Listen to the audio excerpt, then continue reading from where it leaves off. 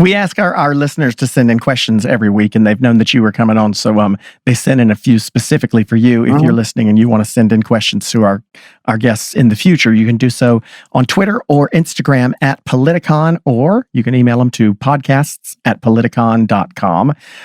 Leah from Chicago, Illinois asks, in 2021, I love this question, in 2021, do we need more Martin or more Malcolm? Yes. Okay.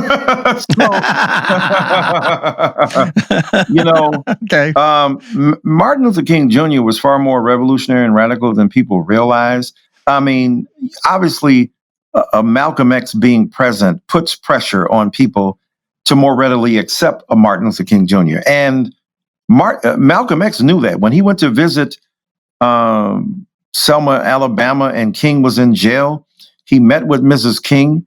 And he told her, please tell your husband that I do what I do, so I force them to listen to him and to do what he does. And so it was a strategic, you have to have Starsky and Hutch, good cop, bad cop, that's that interesting. kind of thing. I love that. But on the other hand, I didn't know that he said that. He did. It was extremely, extremely conscious kind of thing that he did. But here's the thing. Do you think that people today, finish your thing. No, I'm just saying, Martin Luther King Jr. was far more revolutionary and radical than people thought. He was willing to look at systems and change identities. He said, look, the Civil Rights Bill didn't cost you anything.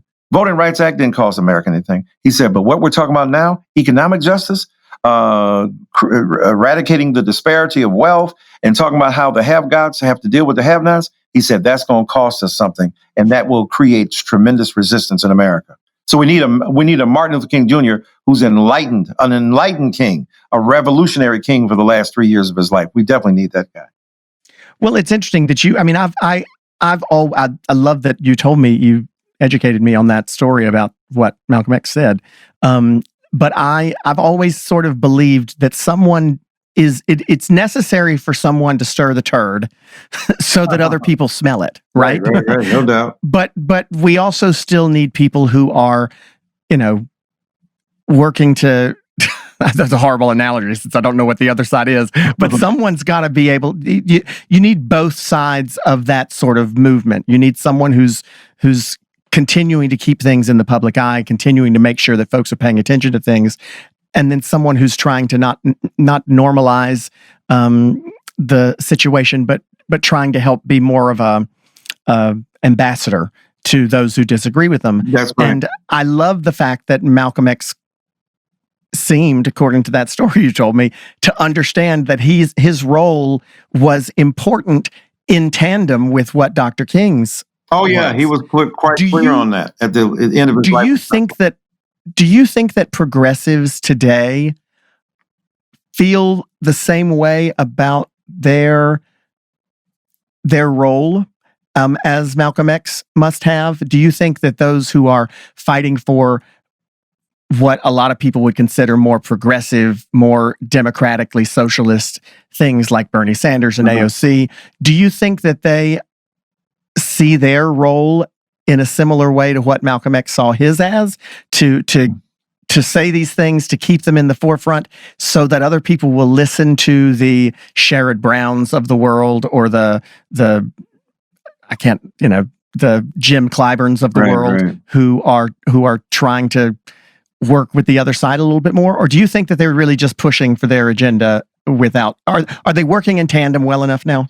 Yeah, I think that's a great point. I think that for the most part, if you're talking about an AOC or Bernie Sanders, no, they're not trying to get, except when it comes to elections, right?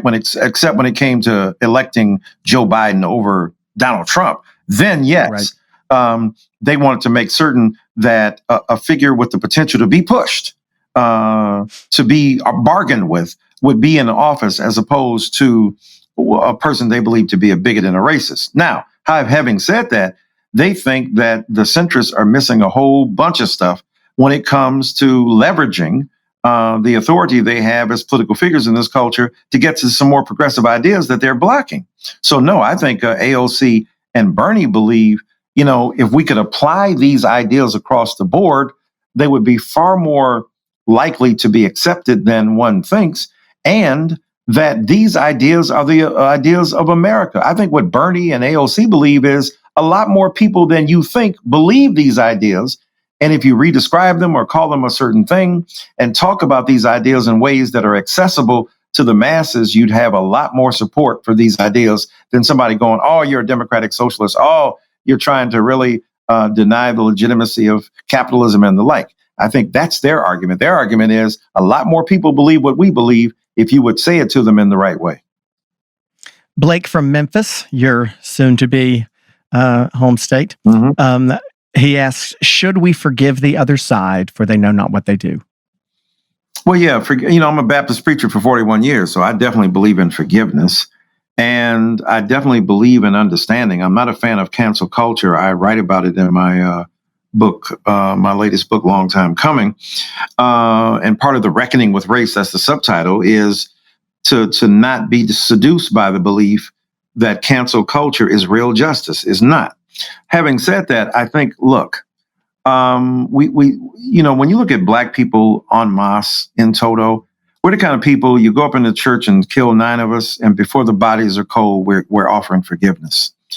And the question is, to what degree can we also make an argument in defense of accountability and of genuine transformation, even as we practice the politics of not personal destruction, but personal engagement with the other, a politics of love?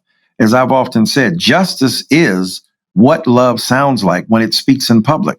So the translation of mercy and forgiveness in public spaces is critical, but also finding ways to create a society that is far more pervaded by love than vengeance is a goal as well.